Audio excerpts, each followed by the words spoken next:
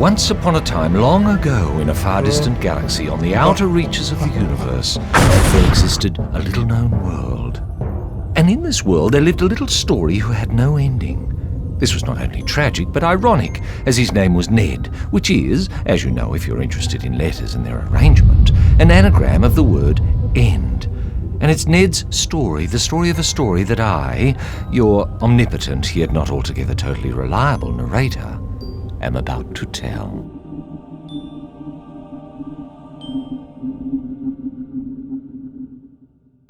Ned was born to humble but not altogether unexciting parents.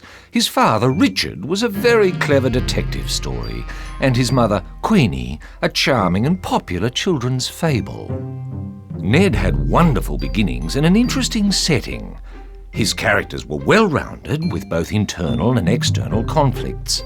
He had a very exciting, inciting incident, and even several subplots that promised never a dull moment in the middle. As a young story, these things placed Ned in high esteem, and many commented that he would go far in the ever-increasingly competitive and globalized world of narrative product. As Ned grew, his middle began to flourish, building on the foundations that good structure provides. His characters and events moved forward in an emotionally satisfying way, and even his point of view was considered advanced for his age. For some, Ned was a symbol of a glorious future. For others, perhaps those not as secure in their own position as they might like to think, he was a threat.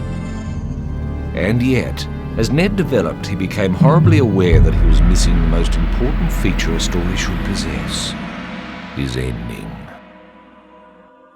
It became a source of shame, and he hid his missing part, covering it with increasingly more dramatic plot moments, descriptions of an ever-rising climax, and even, dare I say it, with flashbacks.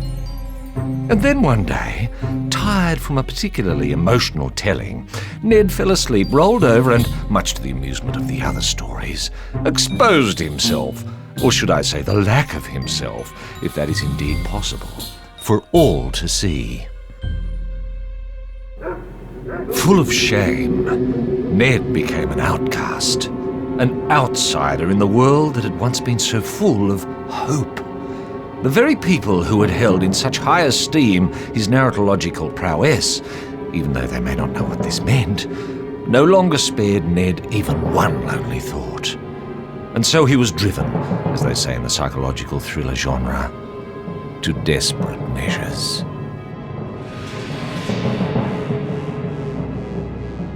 Ned went to a story doctor who attempted various endectomies without success.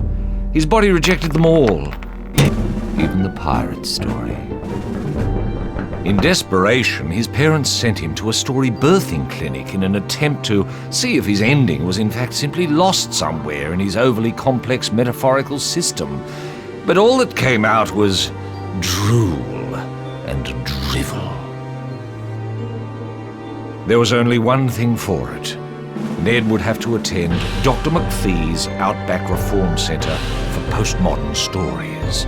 Dr. McPhee boasted a 100% success rate for those who came back. Dr. McPhee's methods were drastic and only to be used on the most hopeless cases. The spineless, the nonlinear, the chronically rhetorical, and the hopelessly ironic were his frequent charges. Dr. McPhee had seen it all, and it was rumoured that Tristram Shandy had been his first success.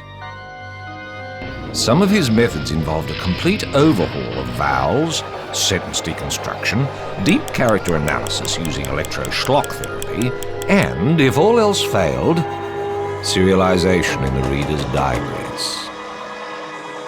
After 3 years of treatment, Ned remained Dr. McPhee's longest surviving patient. There was only one treatment left that could cure his condition, and it had never been used successfully on any story in the history of storytelling.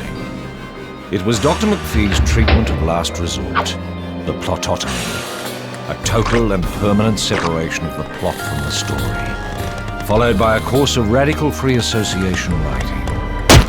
No one had ever survived this terrible ordeal, not even Ulysses. After the operation, Ned was left alone. No one was sure he would make it. His entire thematic structure was lifeless.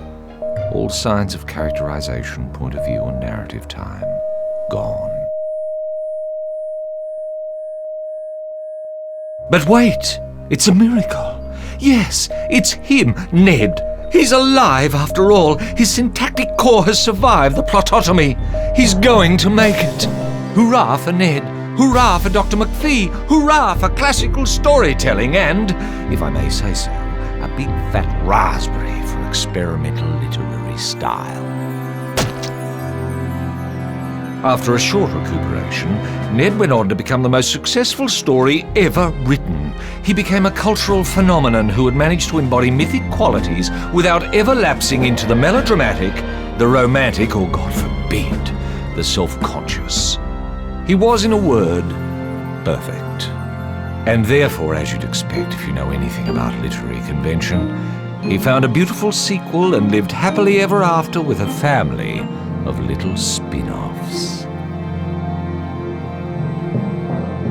Oh, give me a break.